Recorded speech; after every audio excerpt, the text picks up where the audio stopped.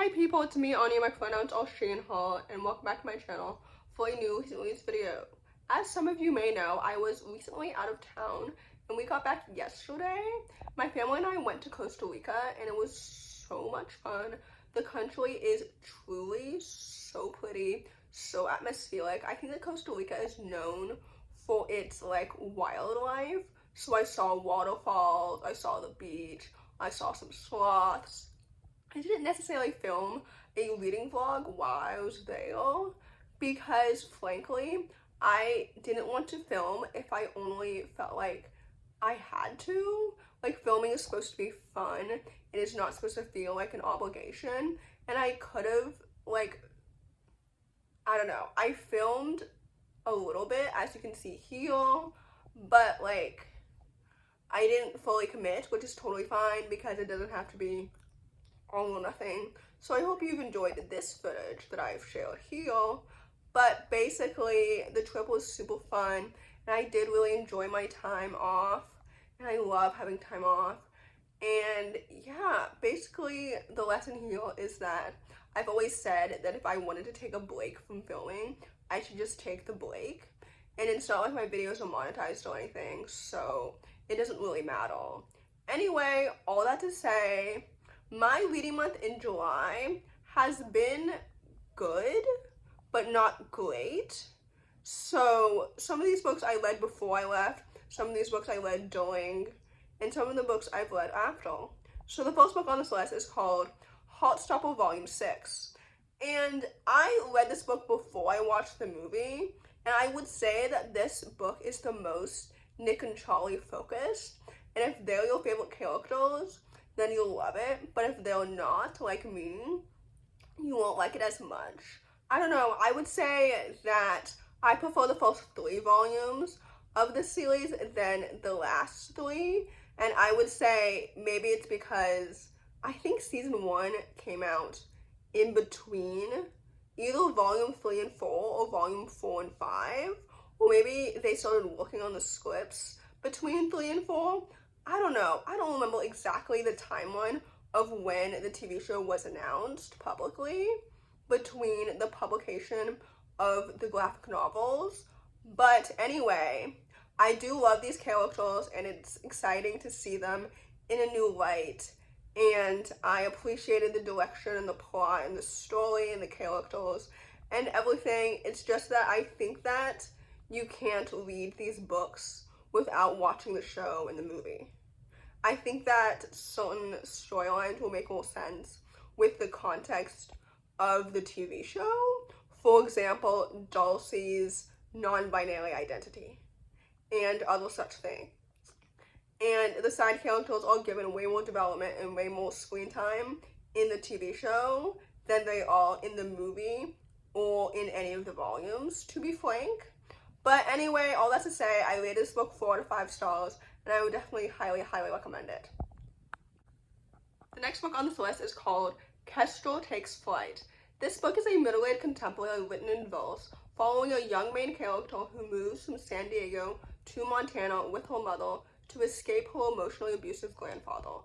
I think this book is so fantastic, and it's so good.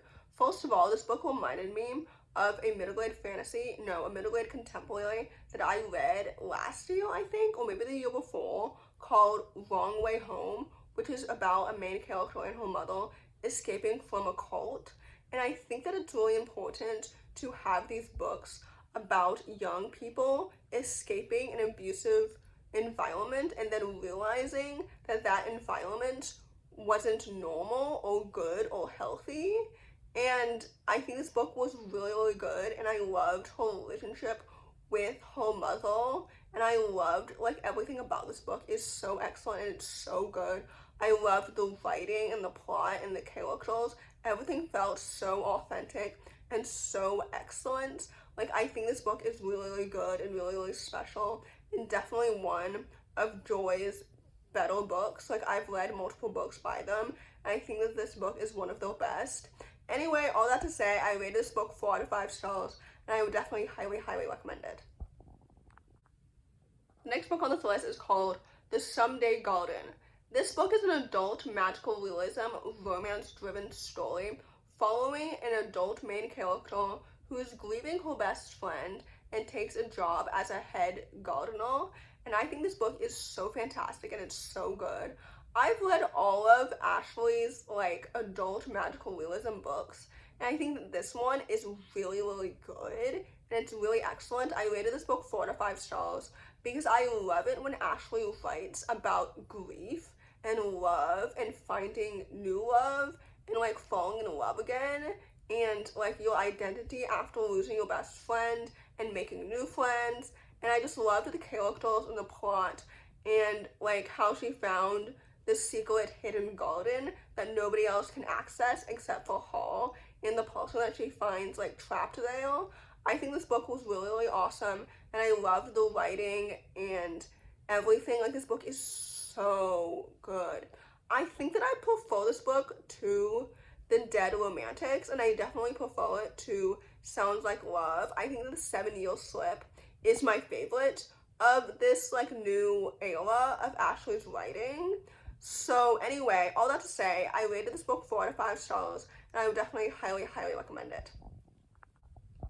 The next book on this list is called The Witchings, and to be fully transparent, I am rereading this book because I wanted to give it a second chance. For those who don't know, I read this book for the first time when it first came out in 2022, and I didn't like it at the time, so rereading it meant that I was basically reading it for the first time because I don't remember anything that happened. And this book is a middle-grade fantasy following a Latina-coded main character who gets sorted into the Spell Coven with 2 other misfit characters after failing to join any of the other main magical covens. And in order to keep their coven together, they must complete an impossible task. And I think this book was so good and so awesome. Like I said, I didn't really remember reading this book for the first time 4 years ago, so reading it now with fresh new eyes gave me a new perspective, and I truly really love this book a lot.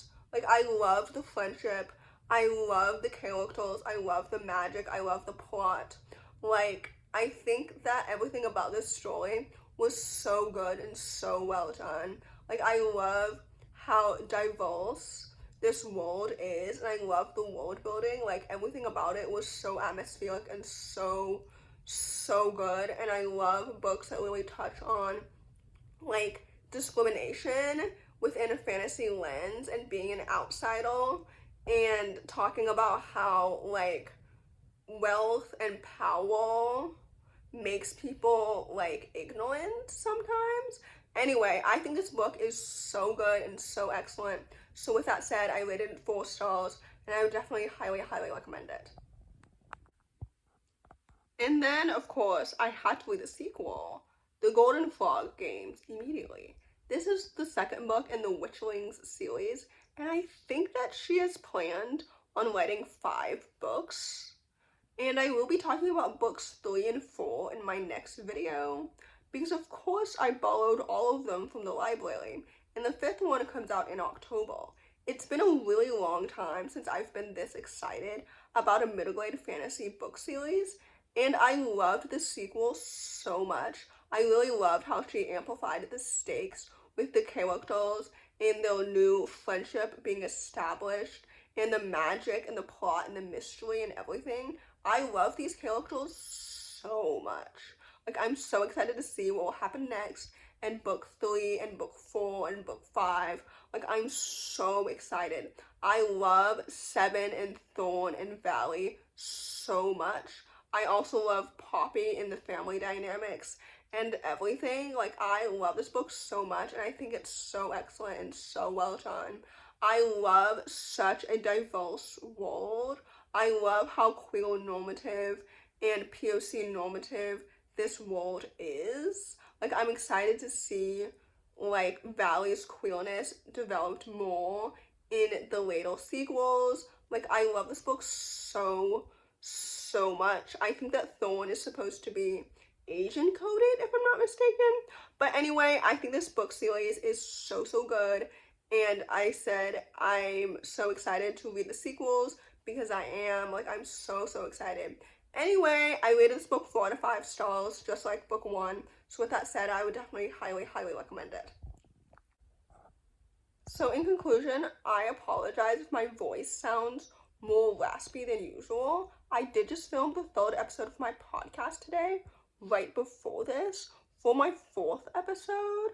I'm trying to work on being less redundant, although, like, on the one hand, I want to drop new lore every time, but I also understand that for people who are finding my podcast for the first time, like, they might not watch the first episode, like, they're more likely to click on the latest one.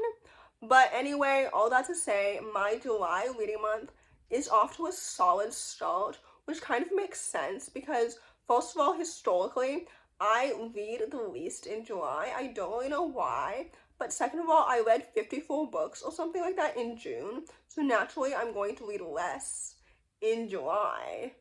Anyway, all that to say, I hope that you enjoyed this video.